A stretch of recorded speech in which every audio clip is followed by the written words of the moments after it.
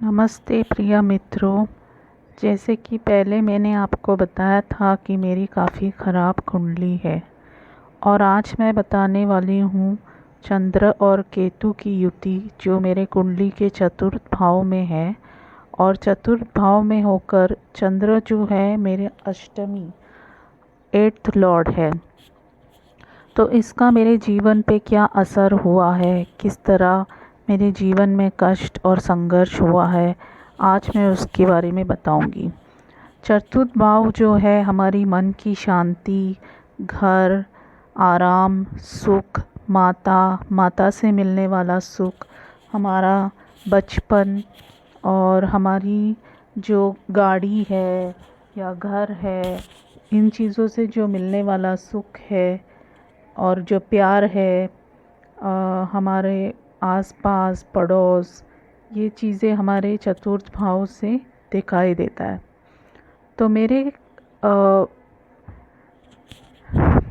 Case में ये हुआ है, जो केतु है वो मेरे चतुर्थ भाव के स्वामी चंद्र, चतुर्थ में जो चंद्र है उसके एकदम बहुत करीब है, बहुत क्लोज डिग्री में है, बस 1 डिग्री का फ़र्क है। तो मेरा बचपन जो था काफ़ी ख़राब था। मेरे पैदा होने के 28 दिन बाद मेरी माताजी मुझे अपने नानी के घर छोड़ आती है। मेरे पिताजी जो है एक बहुत ही शराबी आदमी है और वो मेरी माँ को और मेरे भाई को बहुत मारता पीटता था। तो और मेरी माँ को काम पर जाना पड़ता था, जिसके कारण वो मेरा देखभाल नहीं कर पाएगी। इसलिए अ, मैं अपने नानी के घर में 28 दिन के बाद से रहने लग गई। मेरे अपने नानी के साथ बहुत लगाव हो गया था और मेरी माता पिता जो है बहुत ही कम मिलने आते थे मुझसे। तो जैसे कि केतु जो है अपने माँ से डिटैच कर देता है, सेपरेशन दिला देता है, तो मेरे कुंडली में यही हुआ है। केतु मेरे माँ से मुझे सेपरेट कर देता है। तो 4 साल की जब मैं हो गई तो मेरे पिताजी और माँ मुझे लेने आ गए और वो मुझे अपने साथ शहर ले जाना चाहते हैं और वो खींच खींच के मुझे ले जाते हैं। तब तक मेरा जो है अटैचमेंट या मैं अपने नानी से काफ़ी करीब आ गई थी और जब मुझे खींच खींच के ले जा रहे थे तो ये बहुत ही ट्रॉमेटिक था मेरे लिए। मानसिक लेवल पे काफ़ी मुझे एक झटका लगा। काफ़ी मुझे आज तक वो बातें याद हैं जब वो मुझे खींच खींच के ले गए थे। मैं काफ़ी रो रही थी। मेरे पिताजी ने मुझे ज़ोर का थप्पड़ लगाया। तो ये बात मेरी मेमोरी में अभी भी है। और फिर इसके बाद मैं अपनी माँ और पिता के साथ रहने शहर आ गई। मेरी माँ बिल्कुल भी बहुत डिटैच थी। वो ज़्यादा बात नहीं करना, प्यार नहीं करना, गुस्से में रहना, चिल्लाना, मारना, पीटना, डंडे से मारना, बेल्ट से मारना। पिताजी भी शराबी, मार पीट करना बहुत, रोज़ शराब पी के मारना पीटना, कभी बाल काट देना, कभी कपड़े फाड़ देना, कभी मुक्के मारना, कभी चाकू मेरे गर्दन पे रख के बोलना कि मैं तुझे मार डालूँगा। और मेरे जो अंकल या मेरे चाचा लोग हैं वो लोग मेरे साथ गलत करते थे, फ़ायदा उठाते थे, शारीरिक शोषण करते थे। और जब मैं अपनी माँ को ये सब बताती थी तो वो बोलती थी, अरे तेरा बलात्कार तो नहीं किया ना, तो चुप बैठ, फालतू का बस कंप्लेन करना है तुझे, खाना है, पीना है, सोना है और कंप्लेन करना है। तो मेरी माँ जो थी एकदम सौतेली माँ की तरह थी। बहुत मुझे वो खुद एक मानसिक किसी तरह की पीड़ा से गुज़रती थी और मुझे भी मार पीट के उसने मेरा भी मानसिक संतुलन काफ़ी बिगाड़ दिया था।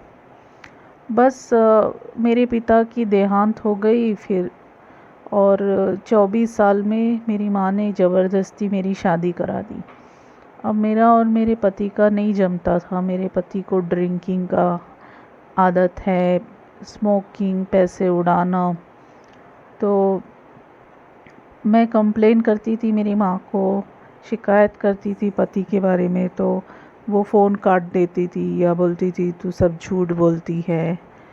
और दिन बीतते गए, फिर मैं प्रेग्नेंट हो गई और प्रेगनेंसी में मेरी माँ मुझे लेने नहीं आई, कभी उसने ध्यान नहीं दिया। डिलीवरी के बाद बच्चा हुआ तभी भी वो नहीं आई। सीज़ेरियन हो गया था मेरा, मैं उठ नहीं पाती थी, बच्चे को भी देख नहीं पाती थी। मेरी माँ को कोई इंटरेस्ट नहीं, कोई लगाव नहीं, कुछ नहीं, पूछती नहीं, कुछ नहीं।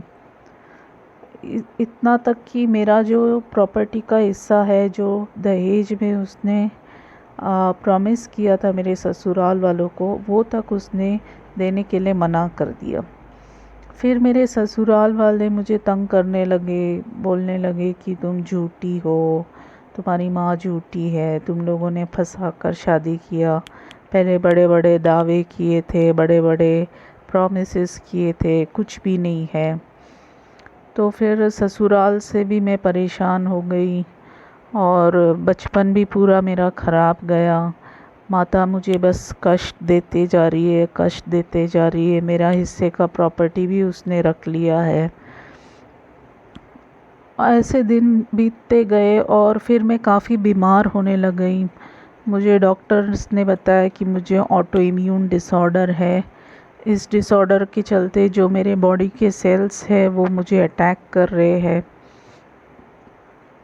उसके वजह से काफ़ी सारी हेल्थ इश्यूज़ होने लगी, कमज़ोरियाँ होने लगी, चलने फिरने में ताकत नहीं है, बहुत वीक हो गई, ना कोई जॉब कर सकती हूँ, मानसिक तनाव, स्ट्रेस, टेंशन। तो इसी तरह मून और केतु का असर मेरे लाइफ में आपको दिखेगा। और इसी तरह चंद्र केतु हमें बहुत पीड़ित करता है जब वो एक साथ युति करके बैठता है कुंडली में। मैं आगे अगले वीडियो में आपको बताऊंगी कि सूर्य जो है मेरा अष्टमी है, उसके कारण मुझे किस तरह का पिता मिला, किस तरह की तकलीफ़ उठाने पड़े। तो आप लोग मुझे प्लीज़ फॉलो कीजिए, मेरे वीडियोस को लाइक कीजिए, चैनल को सब्सक्राइब कीजिए और अपने कमेंट्स में लिखकर बताइए आपका क्या अनुभव है। क्या आपका चंद्र और केतु की युति है आपके कुंडली में? ज़रूर लिख के बताइए।